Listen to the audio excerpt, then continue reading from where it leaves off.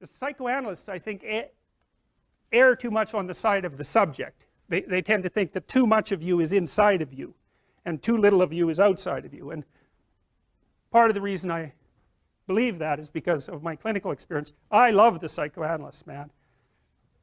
They're brilliant, they're deep.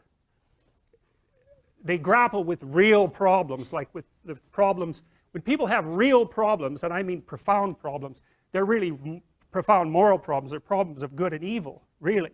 You know, there are things going on in their family that are so terrible that, well, that they're sometimes fatal, you know, lie upon lie upon lie upon lie for decades and decades and decades. It's awful.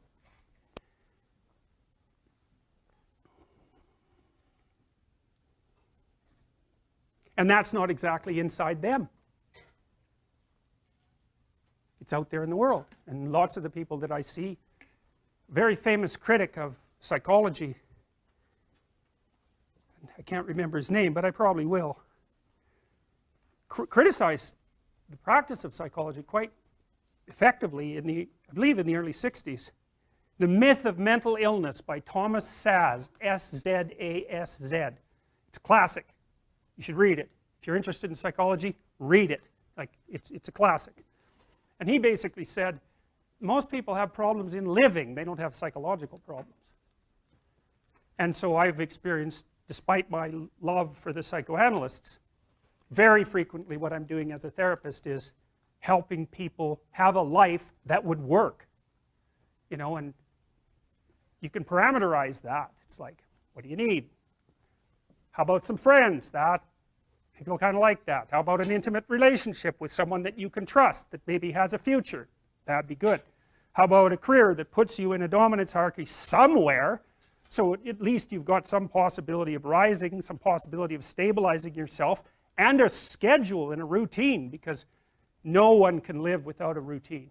You just forget that. If you guys don't have a routine, I would recommend, like, you get one going, because you cannot be mentally healthy without a routine. You need to pick a time to get up.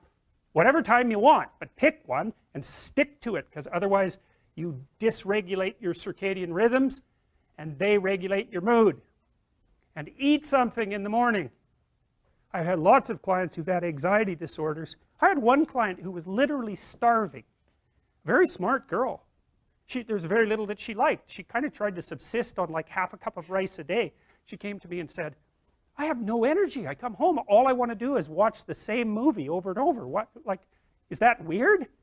And I thought, well, it depends on how hard you work. You know, it's a little weird, but whatever. It's familiar. You're looking for comfort. So I did an analysis of her diet. It's like 3/4 of a cup of rice. It's like, you're starving. Eat something. You know, you'll feel better. So she modified her diet, and all her anxiety went away, and she had some energy. It's like, yeah, you got to eat. So a schedule, that's a good thing, man. Your brain will thank you for it. It will stabilize your nervous system. With a bit of a plan, that's a good thing. You need a career, you need something productive to do with your time.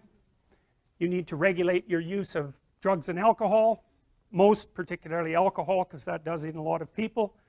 You need a family, like the family you have, your parents and all that. It'd be nice if you all got along, you could work on that. That's a good thing to work on. And then, you know, you probably need children at some point, and that's life. That's what life is. And if you're missing, you know, you may have a good reason to not be operating on one of those dimensions. It's not mandatory, but I can tell you that if you're not operating reasonably well on 4, I think I mentioned 6, if you're not operating reasonably well on at least 3 of them, there's no way you're going to be psychologically thriving. And that's more pragmatic in some sense than psychological, right? Human beings have a nature. There's things we need. And if we have them, well, that's good. And if we don't have them, well, then we feel the lack. And so behaviorists, behavioral psychologists concentrate a lot more on that sort of thing. You know, it's practical. It's like strategizing. Make a career plan. Figure out how to negotiate, because that's bloody important. Figure out how to say what you need. Figure out how to tell the truth to people. Figure out how to listen to your partner in particular, because if you listen to them, they will actually tell you what they want, and sometimes you can give it to them and maybe they'll return the favor, and if you practice that for like 15 years, well, then maybe you're constantly giving each other what you want. Well, hooray, that would be good. And then there's two of you under both circumstances, and it's better to have two brains than one, because people think differently because of their temperament mostly. And so the negotiation is where the wisdom arises, and it's part of the transformation, the psychological transformation that's attendant on an intimate relationship.